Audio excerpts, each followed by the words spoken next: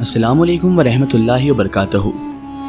नाज़रीन मोहतरम, एक मरतबा का जिक्र है, हज़रत सुल्तान सलाहुद्दीन अय्यूबी को उनके जासूसों ने खबर दी कि सुल्तान मुअज़्ज़म रेनॉल्ड नामी जो बादशाह है, जिसके कब्ज़े में एक ऐसा मुसलमान कबीला है जिसमें जो भी सिपाही शहीद हो तो रेनॉल्ड बादशाह के सिपाही रेनॉल्ड बादशाह के हुक्म के मुताबिक शहीदों को दफन नहीं कर देते बल्कि उसे जला देते हैं।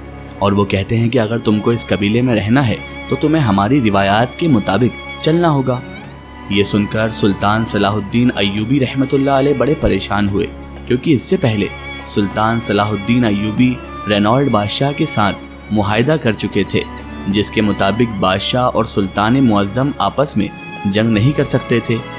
जब सुल्तान सलाहुद्दीन अय्यूबी रहमतुल्लाह अलैह ने इस कबीले के बारे में मज़ीद पूछा कि इस कबीले का सरदार बादशाह के सामने अपनी हुकूक की बात नहीं करता, तो सिपाही ने कहा, हुजूर, हमारी खबर के मुताबिक इस कबीले का सरदार रेनॉल्ड बादशाह की बेअत करता है और वो हर बात इसी की मानता है। वो कहने को मुसलमान है लेकिन वो पैरवी गैर मुस्लिम बादशाह रेनॉल्ड की ही करता है। ये सुनकर सुल्तान सलाहुद्दीन अय्यूबी रहमतुल्लाह अलैह ने फरमाया कि जब सरदार गैर मुस्लिम हो तो फिर इसके कबीले के लोग मुसलमान कैसे हो सकते हैं। जासूस ने कहा, सुल्तान मुअज़्ज़म, आपकी बहादुरी, ईमानदारी और सखावत के किस्से सुनकर इन तमाम कबीले वालों ने इस्लाम कबूल कर लिया है, लेकिन इस बदकिस्मत और बदनसीब सरदार को अल्लाह ताला ने हिदायत नहीं दी। वो सोने का पुजारी है और रेनॉल्ड बादशाह की पैरवी करता है।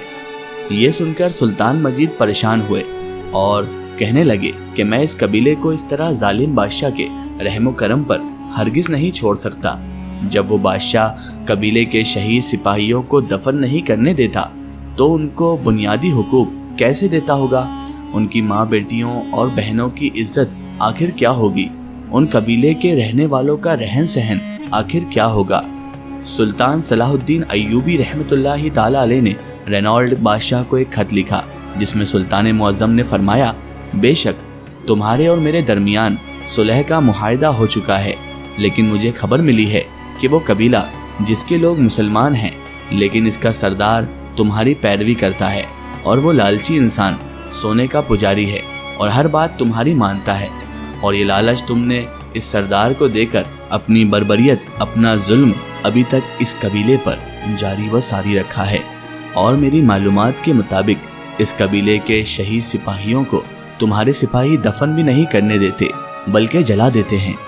अगर तुमने ये काम आज के बाद नहीं रोका तो मैं भी भूल जाऊंगा कि तुम्हारे और मेरे दरमियान कोई मुआहिदा भी हुआ था। जब ये खत रेनॉल्ड बादशाह ने पढ़ा तो उसी वक्त अपना कासिद सुल्तान सलाहुद्दीन अय्यूबी रहमतुल्लाह अलैह के पास भेजा और कहा, हमारे बादशाह ने आपको दावत दी है और कहा है कि आप आज रात का खाना हमारे साथ खाएं और इस कबीले के बारे में बैठकर सब्र व तहम्मुल से बात करेंगे। पहले तो सुल्तान सलाहुद्दीन अय्यूबी रहमतुल्लाह अलैह गुस्से से लाल हो गए कि मैं कैसे इस बदबख्त बादशाह के साथ, इस जालिम बादशाह और इस तानाशाह के साथ बैठकर खाना खा सकता हूँ जो इस्लाम का सबसे बड़ा दुश्मन है।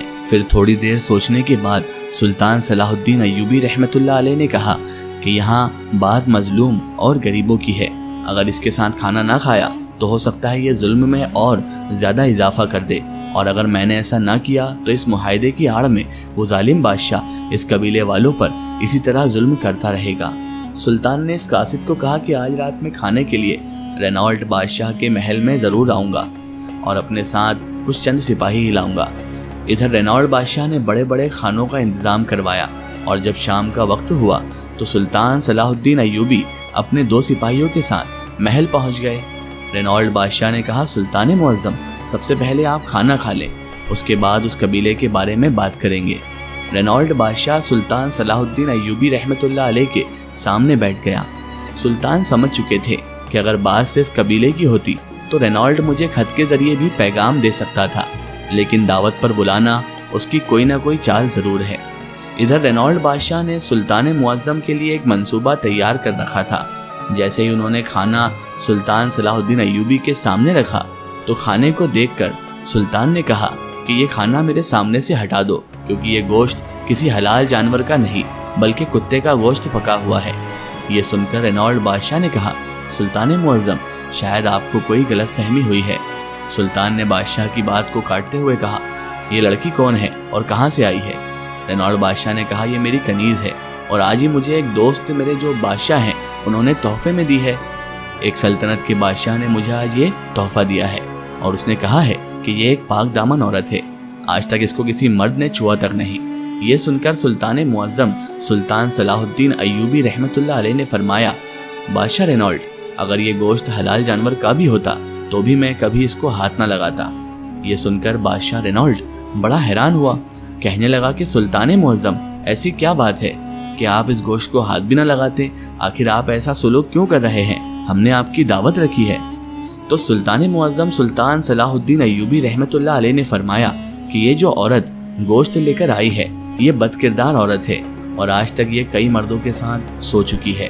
پھر سلطان نے کہا، اس عورت کی بات چھوڑو، تم اتنے بڑے بادشاہ ہو کر بھی اپنے باپ کی اولاد نہیں ہو۔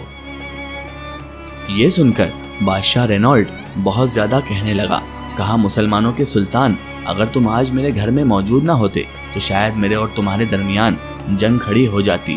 سلطان نے کہا کہ اگر یہ میری تینوں باتیں غلط ہو تو پھر تمہارا جنگ کرنا جائز بنتا ہے۔ رینالڈ بادشاہ نے کہا، اے مسلمانوں کے سلطان، اگر آپ ان تینوں باتوں کو ثابت کر دو تو اس قبیلے کو میں مکمل طور پر آزاد کر دوں گا اور آپ کے حوالے بھی کر دوں گا۔ یہ سن کر سلطان صلاح الدین ایوبی رحمۃ اللہ علیہ نے کہا کہ میں اپنی بات کو ثابت کرنے کے لیے تیار ہوں۔ پھر بادشاہ نے کہا کہ آپ کو کیسے معلوم کہ یہ گوشت کتے کا پکا ہوا ہے؟ تو سلطان صلاح الدین ایوبی رحمۃ اللہ علیہ نے فرمایا کہ جب اس عورت نے میرے سامنے گوشت رکھا تو گوشت کی ہر بوٹی کی طرف چربی ہی چربی تھی، اور مسلمان کھانے کو دور سے دیکھ کر پہچان جاتا ہے کہ یہ کھانا حلال ہے یا حرام، اس لیے مجھے پتہ چل گیا کہ یہ گوشت کسی حرام جانور یعنی کتے کا ہے۔ اور دوسری بات، جب یہ عورت میرے پاس کھانا لے کر آ رہی تھی تو اس کی نظروں کو اور اس کے چلنے کے انداز کو میں پہچان گیا۔ اس کے چلنے کے انداز سے ہی مجھے پتہ چل گیا کہ یہ لڑکی بدکار ہے۔ اور پھر بادشاہ نے کہا، میرا تیسرا سوال یہ ہے کہ آپ کو کیسے معلوم کہ میں اپنے باپ کی اولاد نہیں ہوں؟ تو سلطان نے کہا کہ جو شخص اپنے مہمان کو کتے کا گوشت یہ کہہ کر عورت کے ہاتھوں کھلا سکتا ہے تو وہ اپنے باپ کی اولاد کیسے ہو سکتا ہے؟ بھلا ایسا کوئی حلال انسان تو کر ہی نہیں سکتا۔ یہ سن کر بادشاہ رونالڈ بڑا شرمندہ ہوا کیونکہ سلطان کی تینوں باتیں درست تھی۔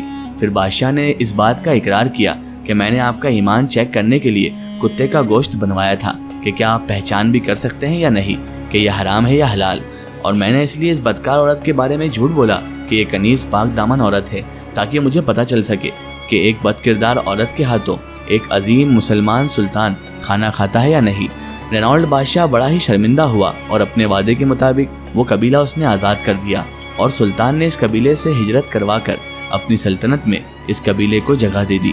اور کہتے ہیں کہ اس قبیلے کے سردار کو سلطان نے قید کروا کر ایک نیا سردار مقرر کروایا، اور آنے والے وقت میں وہ قبیلہ سلطان کا بہت بڑا ساتھی بن گیا، اور وہ واحد قبیلہ تھا جو تاریخ میں بغیر کسی جنگ یا مذاکرات کے بنا پر حاصل کیا گیا۔ ناظرین محترم، سلطان صلاح الدین ایوبی کا یہ کارنامہ آپ کو کیسا لگا کمنٹ سیشن میں ضرور بتائیں۔ اللہ تعالیٰ سے دعا ہے کہ اللہ تعالیٰ ہمیں بھی ایسے نیک اور پرہیزگار لوگوں کی صحبت نصیب عطا فرمائے اور ایسے مقدس حکمران کی حکمرانی نصیب فرمائے، آمین ثم آمین۔ سو ناظرین، آپ کو یہ ویڈیو کیسی لگی کمنٹ سیکشن میں ضرور بتائیے گا، اور ہمارے چینل تاریخ اولیاء کو سبسکرائب کرنا بالکل نہ بھولیں۔